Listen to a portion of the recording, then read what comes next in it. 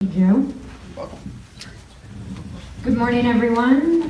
For those of you who do not know me, my name is Laura McCormick, and I'm the owner of Florida Local Exchange, which is located downtown at 40 South Magnolia Avenue, where they've just re-bricked the street and made some improvements and adjustments to the downtown area. So we're right in the mix of all of that. Basically what I provide is access to local products, whether that be vegetables and dairy products and meats, or crafts and candles and keychains. We allow artists to come into the store and consign products with us, and then we also seek out farmers and producers around the state that we can buy directly from.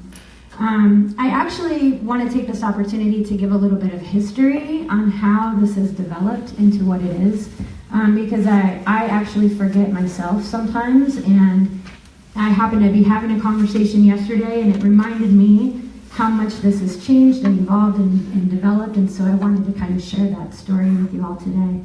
A couple of years ago, I decided to go back to school.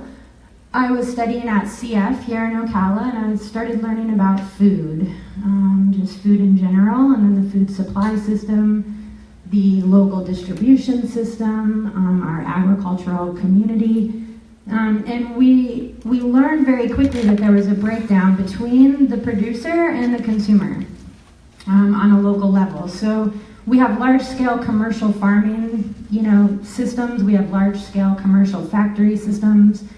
We have large-scale distribution systems, but for the small local producer, there wasn't a small local aggregation facility. So in meeting with the farmers in the area, we all decided that we needed a food hub. We needed a place where we could aggregate product to, wash, package, label, store, and distribute out of. And in my area particularly, I'm about 20 minutes north of town, and so I'm a little bit outside of the city. And I access farmers in 4 counties on a regular basis surrounding Marion County. And so I happened to come across a building that went up for auction. It's located in Reddick, right at major points of transportation access: 301, 441, 75, 329, 326. Major roads that we use to get around to these different counties, to these different small farmers and producers. And I bought the building. I happened to win it on an online auction. I did my own inspection with a flashlight.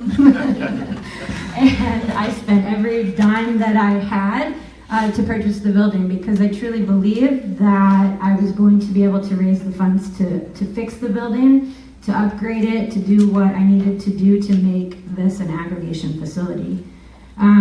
Let's fast forward 2.5 years, because that's where we are now. And that building is still sitting empty. It's still not renovated, and it's now for sale. So that gives you a clear indication of how different this career path has taken me in the last 2.5 years.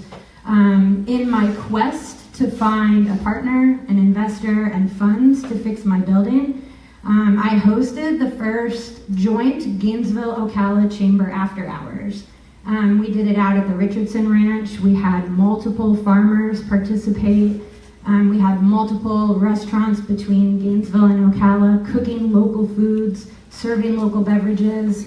And that led me to Infinite Ale Works, where I opened up Florida Grubhub inside a little 500 square foot, space.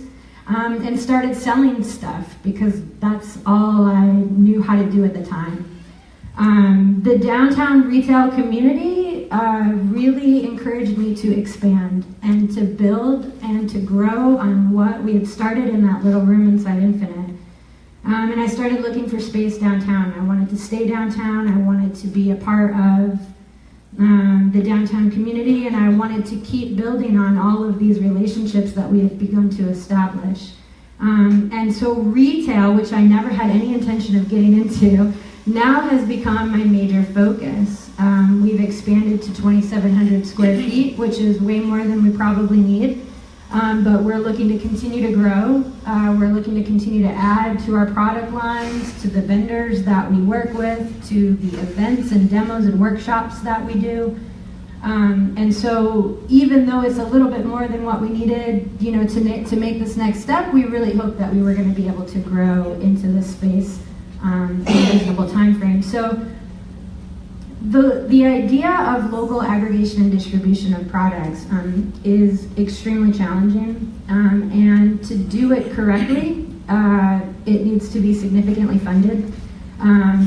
Farmers are not the easiest to work with, regardless of what they tell you at the market. They all have their own little quirks, they all have their own little things, and we try really hard to manage all of that and still build in a profit margin, which seems to be becoming less and less and less as expenses grow. So we're anxious and excited to see what the new year brings. I've learned a lot and had to make a lot of adjustments. And we've come a long way from where we started, but we're still here and we're still trying, and perseverance, of course, is, you know, kind of our main motto too. There is no plan B. We just let plan A develop to whatever plan A is going to become, and we keep plugging along. So thank you very much for your time.